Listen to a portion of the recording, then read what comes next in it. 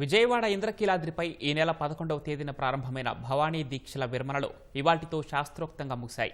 అర్చకులు శాస్త్రం ప్రకారం యాగశాలలో ఘనంగా పూర్ణాహుతి నిర్వహించి కార్యక్రమాన్ని ముగించారు. గత ఏడాది కంటే ఈసారి భవానీ దీక్షదారుల సంఖ్య పెరిగింది. ఎవరికీ ఎలాంటి ఇబ్బందులు లేకుండా ఏర్పాట్లు చేశారని భవానీలు హర్షం వ్యక్తం చేశారు. అన్ని శాఖల సమన్వయంతో భవానీ దీక్షల విరమణ కార్యక్రమాన్ని విజయవంతంగా నిర్వహించామని దేవాలయ అధికారులు సంతోషం వ్యక్తం చేశారు.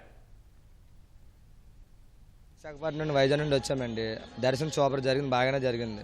ఒక 15 మినిట్స్ లాగా చూసాం తల్లిని. దర్శనం ఒక 20 మినిట్స్లో అయిపోయింది. బాగుందండి. ఇక్కడికి వచ్చేసరికి అయితే అన్ని సదుపాయాలు అయితే నీట్గా ఉన్నాయి. వాటర్ బాటిల్స్ అవి ఇస్తున్నారు, తినడానికి స్నాక్స్ అవి ఇస్తున్నారు. దర్శనం అయితే అమ్మ ఊళ్ళో ఉన్నట్టే ఉంది.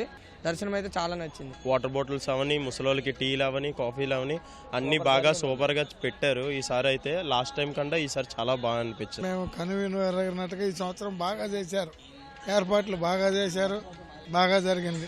సో ఇక్కడ భక్తులకు ఏర్పాట్లు గట్రా బాగానే చేశారు. నీటి సదుపాయం కానీ, వాటర్ సదుపాయం కానీ, మరుగుదొడ్లు కానీ, ఎక్కడికక్కడ క్లీనింగ్ కానీ బాగానే జరిగింది. ఆడపిల్లలు కూడా అందరికీ బాగున్నాయి, బాగానే ఉంది. సదుపాయం కూడా అన్నిట్లో బాగానే ఉంది. దర్శనం అయిన తర్వాత ప్రసాదం కూడా బాగుంది, బాగానే పెడతారు, కడుపు నిండుగా పెడతారు. అనంతపురం డిస్ట్రిక్ట్ గుండగల్ నుంచి వచ్చిన సమయం. నేను అమ్మవారి దర్శనం బాగా జరిగింది. ప్రసాదాలు కూడా అంతా బాగున్నాయి. సమయం ఇక్కడ ప్రసాదాలు అన్ని బాగా ఇచ్చినారు, భోజనాలు కూడా మంచిగా ఉన్నాయి సార్. దుర్గమ్మ దర్శనం కూడా బాగా జరిగింది సార్. మాకి ఆ జగన్మాత దర్శనం 38 సంవత్సరాలు చేసుకుంటున్నాం. దీక్షాపరులకి ఇరుకు ఉండేది. ఈ సంవత్సరం అద్భుతంగా జరిగింది. వీరుముడి బంధాలు కానీ, మా ఒక ఆపరేషన్ కానీ బ్రహ్మాండం జరిగిందండి. అందరూ కూడా 100కి 100% ఇక్కడ చాలా బాగుందని అందరూ కూడా హర్షం వ్యక్తం చేశారు. ఇది చాలా సంతోషం. మరి ఎంతో మంది భక్తుల్ని మేము అడిగాము, మీరు కూడా అడిగారు. బ్రహ్మాండంగా ఉందండి. ఎప్పుడు మీద చాలా బాగుందండి. ఎక్కడ ఏ ఇబ్బంది జరగకుండా ఈ రోజు వరకు.